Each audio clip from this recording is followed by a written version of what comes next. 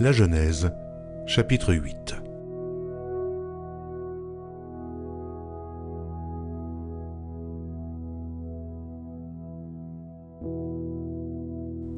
Dieu se souvint de Noé, de tous les animaux et de tout le bétail qui était avec lui dans l'arche. Et Dieu fit passer un vent sur la terre, et les eaux s'apaisèrent. Les sources de l'abîme et les écluses des cieux furent fermées, et la pluie ne tomba plus du ciel. Les eaux se retirèrent de dessus la terre, s'en allant et s'éloignant, et les eaux diminuèrent au bout de 150 jours.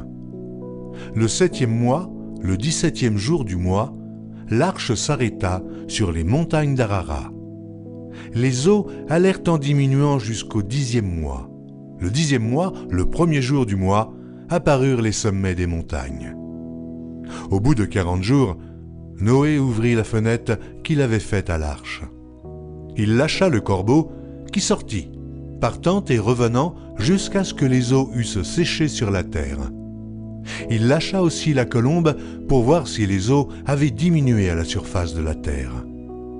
Mais la colombe ne trouva aucun lieu pour poser la plante de son pied, et elle revint à lui dans l'arche, car il y avait des eaux à la surface de toute la terre. Il avança la main, la prit, et la fit rentrer auprès de lui dans l'arche.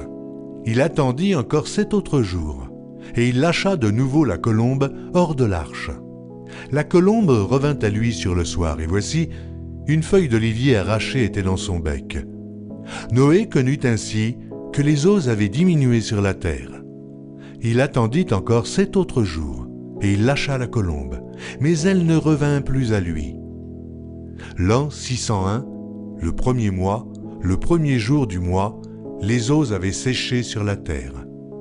Noé ôta la couverture de l'arche. Il regarda et, voici, la surface de la terre avait séché. Le 2e mois, le 27e jour du mois, la terre fut sèche. Alors Dieu parla à Noé en disant « Sors de l'arche, toi et ta femme, tes fils et les femmes de tes fils avec toi. Fais sortir avec toi tous les animaux de toute chair qui sont avec toi, tant les oiseaux que le bétail et tous les reptiles qui rampent sur la terre.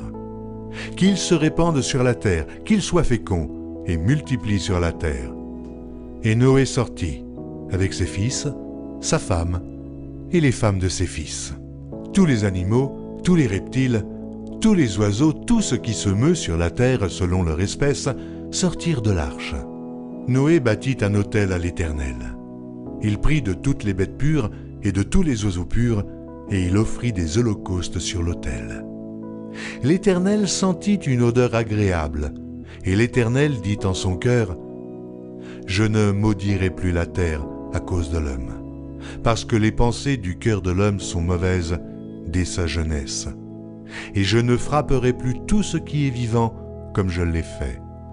Tant que la terre subsistera, les semailles et la moisson, le froid et la chaleur, l'été et l'hiver, le jour et la nuit ne cesseront point.